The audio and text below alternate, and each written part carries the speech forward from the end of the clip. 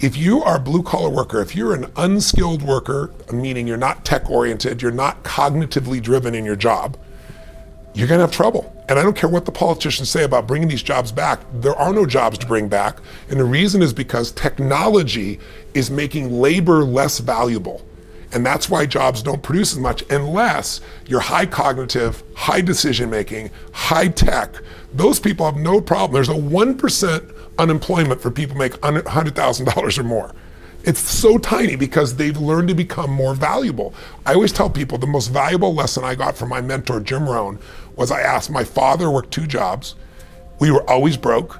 We had no money for food. And we lived in a community we moved to, which was, I thought they were all rich and we were on the other side of the tracks. It was lower middle class, but compared to where we lived before, these people seem rich compared to us. And I just didn't understand it. And Jim said to me, Tony, it's not about the value of your soul, it's about the value of you in the marketplace. And your father's skills are not that valuable. He was an underground parking attendant and he would take people's ticket and make change. Well, the research now shows, it's being done at Yale, it's being done overseas in England as well, and they found that 40% of all jobs they project in the next 10 years are going to disappear because of technology. It's going to be replaced by an algorithm, it's going to be changed. You know, all these guys on Wall Street, you're seeing all these algorithms take over and they're getting rid of all these traders, right? It's changing radically in these hedge funds. There's 3 million truck drivers. Self-driving cars are here. In the next 5 years, they will be the standard, certainly within 7 or 8 years.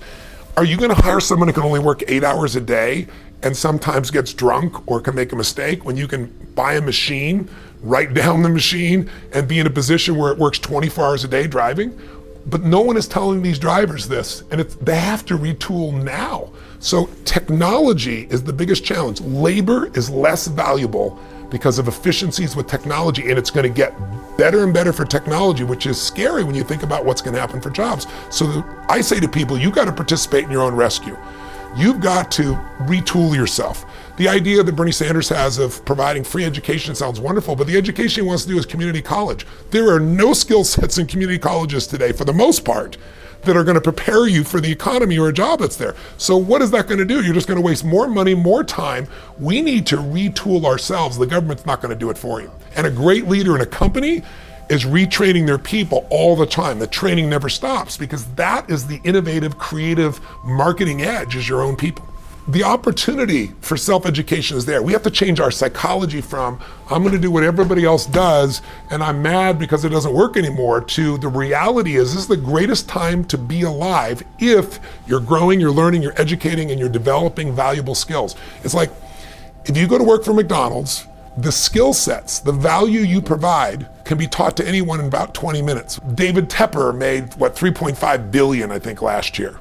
He produced, I think it was a 40% return, right? 41% return. In a world, you go, that's those billionaires, those 1%ers. That's not 1%, he's the 0.0001%. But my point is, the added value he did for all those families who would have been getting 33 basis points, 0.5%, 1%, right? Well, it'll take them 72 years to double their money.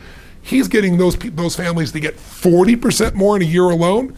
He's worth $3.5 billion, right? So instead of complaining, you got to say, where are the skill sets valued in the marketplace? And how do I work harder on myself than anything else? Because if I become more valuable, then I will be able to give more, do more, and change more. When I interviewed Warren Buffett, I asked the most important investment he ever made in his life. You know what he said it was? I was thinking all the companies he'd done, He said, Tony, go into Dale Carnegie. I said, what? He goes, because by developing myself, that's the most important investment. Those skill sets, learning how to persuade, learning how to speak, learning how to influence, all my ideas would have died on my lips if I hadn't been able to influence, and I learned it from that little course. Most valuable thing I ever did in my life, he said. So all of us have to understand this is the most important investment. We have to retool ourselves, and leaders, we got to take other people on our teams and keep growing, and that's what's going to make your company invaluable. Not just recruiting new people, but constantly upgrading the skills of the people you have.